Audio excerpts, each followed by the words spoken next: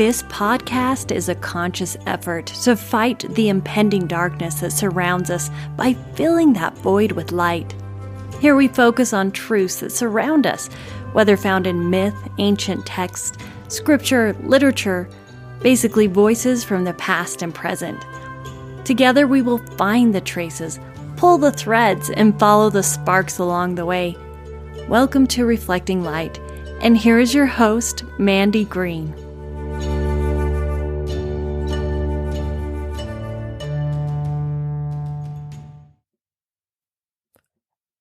Hello and welcome to Reflecting Light. We are officially in the month of February. Life continues on in the winter of our discontent, or after last week's podcast, in our winter of trying to reframe it to be contented in our winter. That probably didn't make any sense. All right. We're excited about the opportunity for a new month. February is the month of love. And so for this month, I wanted to focus on different aspects of love. And I wanted to turn to the Greek tradition to do that. Now we'll look at lots of traditions. I have one today that I love. And isn't that interesting that love has so many connotations that in English, it's really it's used in a multiplicity of ways, but wouldn't it be great if we had lots of different definitions for love? Like, I love my husband. I love chocolate-covered marshmallows. I love Egypt. I love my children. I love sunshine on my body. Whatever it is. Do you see how there's lots of different ways to look at it? So the Greek tradition breaks it apart into three different aspects, which I'd like to cover this month, as well as look at self-love, because in the time of Corona, self-love is a really important aspect of love. Maybe it's becoming more to the forefront as we look at mental health and as we look at well-being. Self-love is really important, and there's a lot of really great work going on in self-compassion and self-love and self-care, all of those things that are really critical in keeping us mentally and emotionally and physically healthy. So I'd like to cover agape today, which is charity or fatherly, godly, motherly love. Philia, which is brotherly love. Actually, first, let's do eros, passionate romantic love. And since it's Valentine's Day next week, I'm just going to read you some of my very favorite love poems. Poetry is the food of love, isn't it? In fact, we'll look at a few beautiful passages today that I think speak of agape. And then on the 20th, we'll look at philia and so on and so forth. We also are going to get my interview with Mandy about her book, Eve and Adam. So that's coming up as well. We've just got a great month ahead, so buckle up.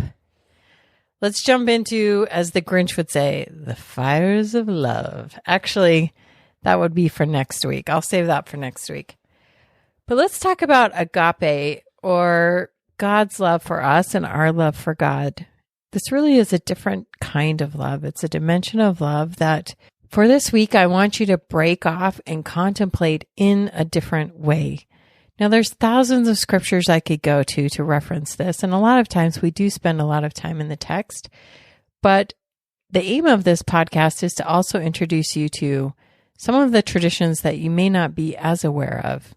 And so I want to look at it from a few different perspectives, just little morsels for you, sort of like a delicious, well, I was going to say Hershey's Kiss, but honestly, it would be European chocolate. We're talking about decadent, delicious chocolate that just slithers slowly down your throat. I mean, that's what you're talking about.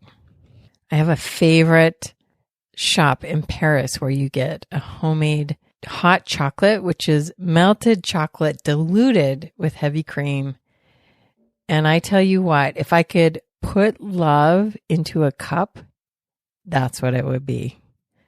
However, since I can't, this is my best attempt at putting love into a cup of knowledge and a microphone and passing it on to you. Let's look at agape. It's a Greek word used in the New Testament. According to the Encyclopedia Britannica, it's defined as the fatherly love of God for humans, as well as the human reciprocal love for God. In Scripture, the transcendent agape love is the highest form of love and is contrasted with eros or erotic love and philia or brotherly love. John 3:16 is a verse that is often described as the summary of the gospel message, and agape is the word used for the love that moved the gods to send their only begotten Son for the world's redemption. That's the Encyclopedia Britannica. In the Merriam-Webster dictionary, it's really interesting because the first entry for agape noun is love feast. I love that. I think it's really, really wonderful. Think about that. Can you feast upon the love of God? Is it ever in short supply? Does it ever run out? Is there ever a variety that you couldn't use? That's another way of looking at it. The other definition there is love in the sense of unselfish, loyal, and benevolent concern for the good of another. And interestingly enough, the adjective or adverb is to have something wide open, like gaping with the mouth open, being in a state of wonder. And I wonder if this comes from the Greek agape. I know, get out your Windex bottles, is Greek. But there's a possibility it could come from that because the man stood agape before the Gothic cathedral. It's just another way of looking at the wonder of God. As this architecture is a way to try and get you into the love of God or to bring you into the wonder of God, that's just one of the ways to look at it. In the Strong's Concordance, it's identified as love which centers in moral preference. It's interesting, though, that it makes its first appearance as that term in the Song of Solomon. Interesting, but it's affection, goodwill, love, and benevolence. Now, I wanted to actually turn to the Hebrew word. I was going to say love, and well, we're just about love this month, so I really do love and enjoy the definition of the Hebrew word chesed. That's a hard H, chesed.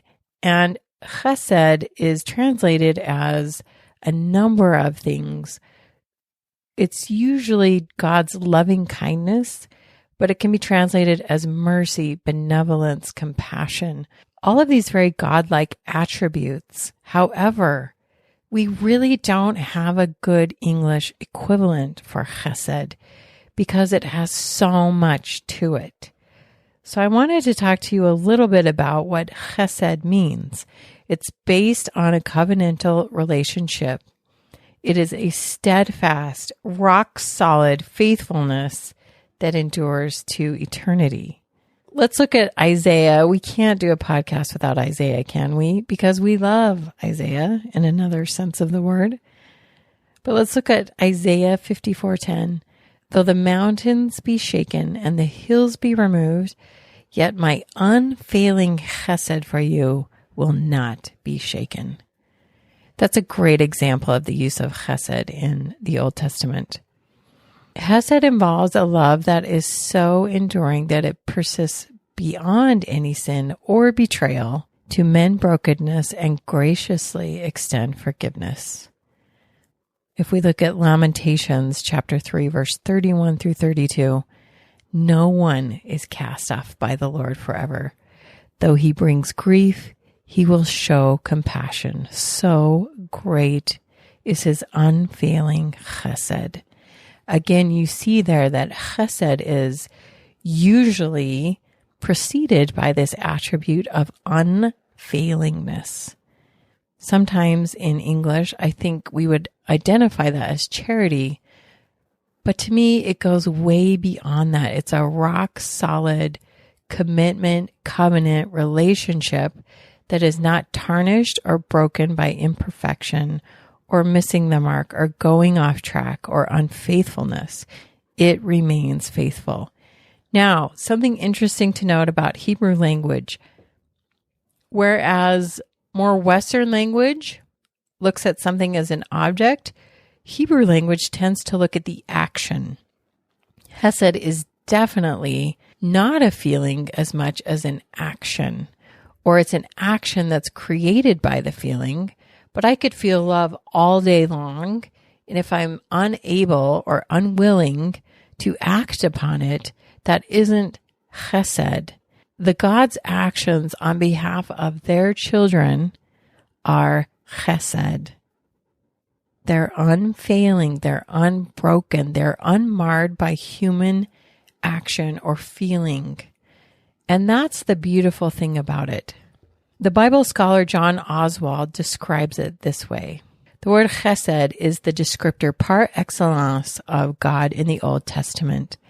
The word speaks of a completely undeserved kindness and generosity done by a person who is in a position of power. This was the Israelites' experience of God.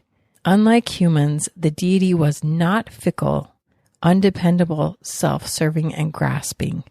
Instead, he was faithful, true, upright, and generous. Always. That's beautiful language. When you think of all that's coming at you in this world, I hope the word chesed will now become part of your vernacular. I hope it's a word that will pop up, and you will look at all of the ways that God is faithful, true, upright, and generous with you. One writer, Lois Tverberg, said, Hesed is a bone-weary father who drives through the night to bail his drug addict son out of jail. Hesed is a mom who spends day after thankless day spoon-feeding and wiping up after her disabled child. Chesed is an unsung pastor's wife whose long-suffering, tearful prayers keep her exhausted husband from falling apart at the seams. Chesed is love that can be counted on decade after decade. It's not about the thrill of romance, but the security of faithfulness. One other writer, Will Keynes, wrote a great essay, I'll put it in the show notes, called God's Grace in the Old Testament, Considering the Chesed of the Lord. And in it he said, as divine chesed on the vertical plane intersects with the human horizontal plane, it transforms it. And just in that language, I have this beautiful visual of a cross. If you think of us going through our worldly toil and tears and days, here's this wild vertical imposition of God that comes down to break that up and transform it into something divine, to use it as instruction, to use it to transform us to become more godlike beings. I'd like to quote a few poems now. As Mr. Darcy said, if poetry is the food of love, and we'll talk about that next time more, but there's a couple of poems I'd love to share with you since we love the humanities on this podcast, and I think they're very illustrative. So the first one is by John Donne. He's an English poet. What's interesting about John Donne is his poetry in his early days would be considered definitely in the Eros category. Maybe some of you are familiar with The Flea or some other ones like that. But toward the end of his life, he has this conversion, and his poetry tends to look out more toward God. And this is a poem. I read this in 10th grade English, and it's always stuck with me because the imagery is that of Eros, but it's applied to God. It's this humanness being intersected by God, and the language of it I find particularly beautiful. Now, often when we think of the gods of the Old Testament, a vengeful, mean, exacting, tyrannical God comes to mind. That's really not what God is.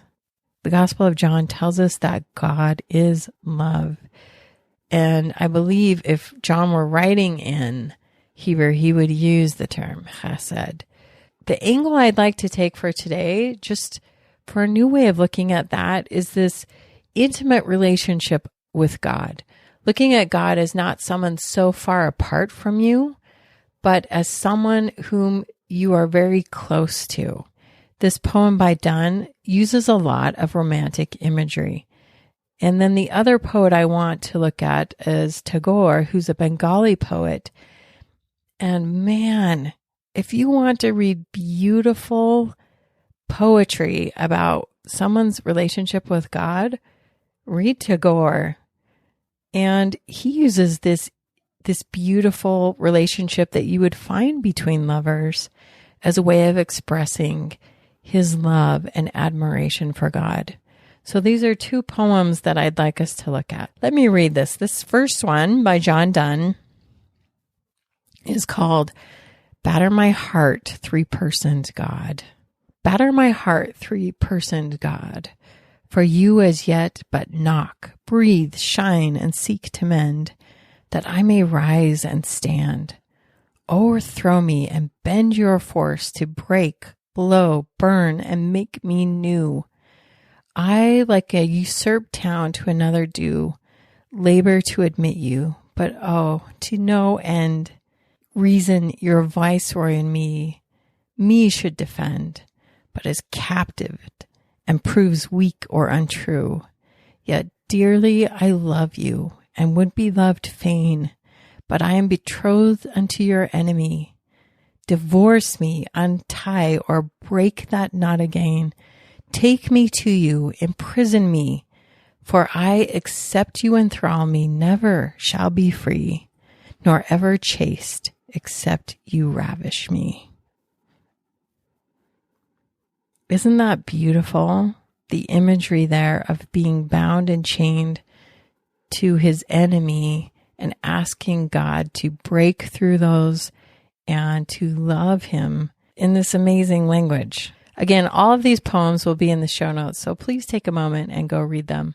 Now, Tagore was a Bengali poet and a philosopher. He was awarded the Nobel Peace Prize for Literature in 1913, the first non-European to win it, and he won it for his book called Gitanjali. Gitanjali was brought to my attention by a program called Books and Bridges, which is a public humanities institute of ideas and conversations.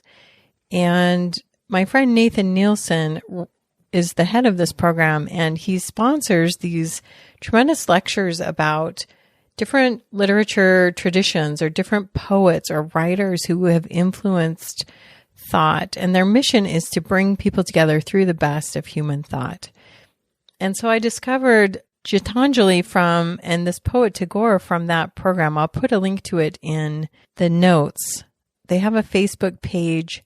What's great now is they're offering it over Zoom, so you can log in and listen to these amazing experts on different thinkers and writers. So my thanks to Nate. We should have him on one day and have him talk about how great literature inspires and heals us. But I wanted to look at two poems by Tagore. He writes beautiful poetry, and I think what I loved about his approach is that he really blurs this line between romantic love and spiritual love. And he seeks God as one would a lost lover in some senses. There's this very, very intimate relationship between the divine and the child. And I think a lot of that gets lost in some of the old tradition of the gods of the Old Testament being wrathful and vengeful and eager to throw down judgment and destruction upon people.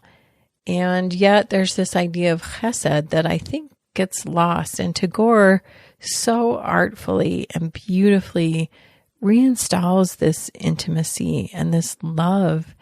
And it does blur with this romantic ideal in the sense of being so very close, being tied to the divine.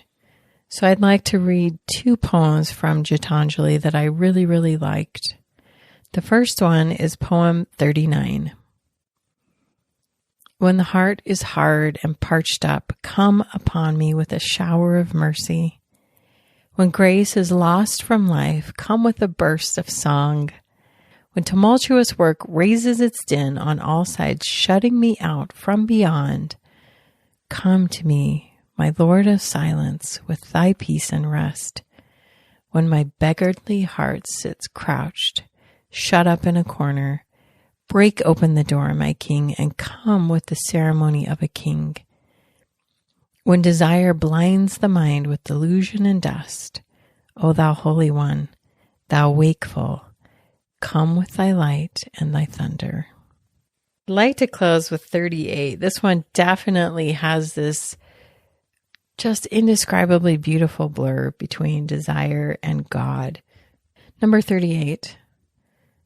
That I want thee, only thee. Let my heart repeat without end. All desires that distract me day and night are false and empty to the core. As the night keeps hidden in its gloom the petition for light, even thus in the depth of my unconscious rings the cry, I want thee, only thee. As the storm still seeks its end in peace when it strikes against peace with all its might, even thus my rebellion strikes against thy love, and still its cry is, I want thee, only thee. Wow.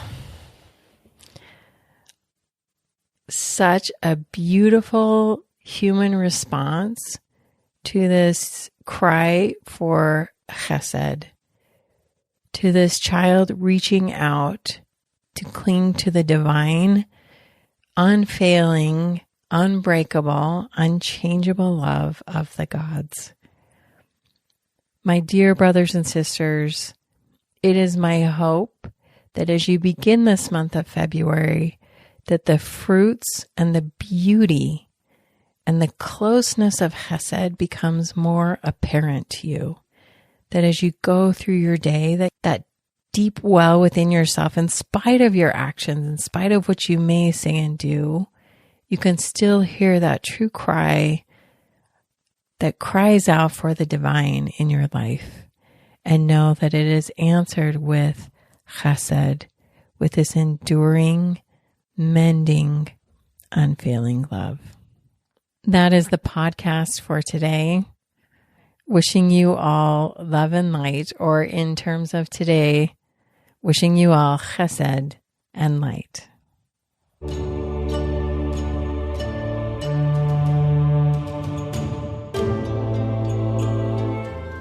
Thank you for joining us. We hope this episode lit a spark inside of you. For show notes and other information, please visit our website, reflectinglight.org. And if you feel this program illuminated your mind or heart, consider making a donation to fund further episodes. Until next time.